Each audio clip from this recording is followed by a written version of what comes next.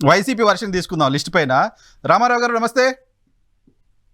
రామారావు గారు, ఏంటి Janasena TDP list ప్రకటన పైన వైసీపీ అభిప్రాయం ఏంటి? ఒకటండి, వైఎస్ఆర్ కాంగ్రెస్ పార్టీకి ఈరోజు చాలా స్పష్టత ఉంది. అభ్యర్థుల ప్రకటనలో సామాజిక సమతుల్యత పాటించాలనేటువంటి విధానంతో సమాజంలో ఉన్నటువంటి అన్ని కుల సమీకరణలను బట్టి ఈరోజు వైఎస్ఆర్ కాంగ్రెస్ పార్టీ అభ్యర్థులను ఎంపికలు చేస్తూ ఉంది.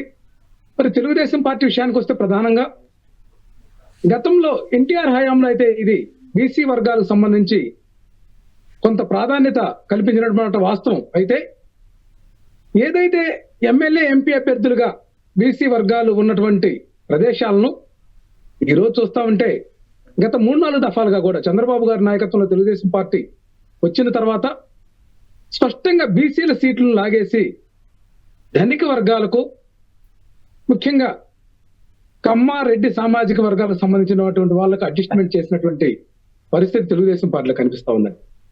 మరి మనం చూస్తా ఉన్నాం, ఈ యొక్క తెలుగుదేశం పార్టీలో పార్టీ స్థాపించిన నాటి నుంచి ఈ రోజు వరకు కూడా ఎవరు ముఖ్యమంత్రి అవుతున్నారు? మరి ముఖ్యమంత్రి పొలిటికల్ స్పీచ్ కాదు. నా పాయింట్ ఏంటంటే, ఈ కూటమి సీట్ల సర్దుబాటు ప్రకటన పైన మీ అభిప్రాయం ఏంటి? ఏమనిపించింది ఆ సీట్ల ప్రకటన?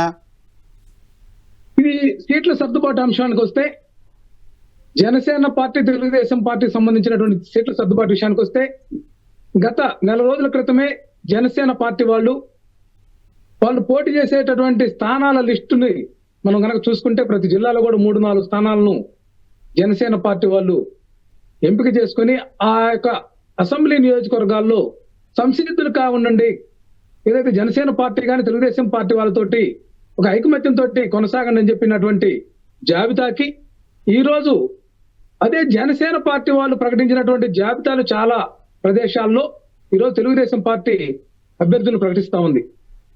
మరి పొత్తులో మీరు ఎన్ని సీట్లను పంచుకున్నారనేది తెలుసుకోకుండానే ఆ యొక్క నియోజకవర్గాల అభ్యర్థుల జాబితా విడుదల చేయడం వల్ల ఆయా సామాజిక వర్గాల వారిని నమ్మించడం అవుతుందనేది నా భావన. ముఖ్యంగా ఒక విషయం తీసుకుంటా ఉంటే ఈరోజు వైఎస్ఆర్ కాంగ్రెస్ పార్టీ విధానాన్ని నిన్నటిదాకా జనసేన, తెలుగుదేశం పార్టీ వాళ్ళు సీట్లు మారుస్తున్నారు, అభ్యర్థులను ట్రాన్స్ఫర్ చేస్తున్నారు అని మాట్లాడినటువంటి మాట వాస్తవం. మరి ఎక్కడ మార్చారు అనేది కూడా ఆలోచించాలి. గాజువాకలో తిప్పల నాగిరెడ్డి రామచంద్రరావు బీసీకి ఇచ్చారు, కందుకూరులో మహేందర్ రెడ్డి స్థానంలో బీసీకి ఇస్తున్నారు, మంగళగిరిలో కూడా అదే విధంగా బీసీకి స్థానం. అవుట్ ఆఫ్ ద టాపిక్ ఉన్నారు రామారావు గారు, అవుట్ ఆఫ్ ద టాపిక్ ఉన్నారు. నా పాయింట్ ఏంటంటే, జనసేన టీడీపీ సీట్ల సర్దుబాటు ఎప్పుడు ఇస్తారు, ఎప్పుడు ప్రకటిస్తారు అంటూ మాట్లాడుతూ వచ్చింది వైఎస్ఆర్ కాంగ్రెస్ పార్టీ. ఈ రోజు వాళ్ళు కంఫర్టబుల్ గా, క్లియర్ గా, ఇద్దరు సంతృప్తిగా సీట్ల సర్దుబాటు ప్రకటన చేశారు. మీరు పదే డిమాండ్ చేస్తూ ఉన్న నేపథ్యంలో వాళ్ళు సీట్ల సర్దుబాటు ప్రకటన చేసుకున్నారు. సో దీనిపైన మీ రియాక్షన్ ఏంటి? ఎలా అనిపిస్తుంది అది చూస్తే మీకు? సామాజిక సమతుల్యత లేదండి. పాత సీసాలో కొత్త సారా విధానంగా ఉంది తప్పితే అవన్నీ కూడా మనందరికి తెలిసినటువంటి పేర్లే. దాదాపుగా 80% పేర్లు ఉన్నాయి. ఎవరైతే ఆ యొక్క నియోజకవర్గాలకు సంబంధించినటువంటి అంశాల్లో పోటీదారులుగా పేరు పెట్టినటువంటి కొత్త పేర్లు అంటే సామాజిక సమతుల్యత ఉన్నారండి. అక్కడే 1, 2, 3, 4 ఉన్నారు. ప్రతి నియోజకవర్గంలో కూడా తెలుగుదేశం పార్టీ విషయానికి వస్తే అక్కడ కూడా బీసీ నాయకులు ఉన్నారు, అక్కడ కూడా మైనార్టీ నాయకులు. లిస్ట్ లో బీసీలకు అన్యాయం జరిగిందని మీ పాయింట్? ఖచ్చితంగా అన్యాయం జరిగిందండి.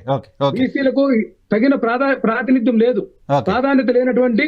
ఎందుకంటే తెలుగుదేశం పార్టీ ఈ రోజు కూడా జై హో బీసీ అని క్లెయిమ్ చేసుకుంటున్నప్పుడు బీసీలకు ఆ స్థాయిలో ఎందుకు మీరు సీట్లు కేటాయించలేకపోతున్నారు అనేది నా యొక్క ప్రశ్న. Right sir.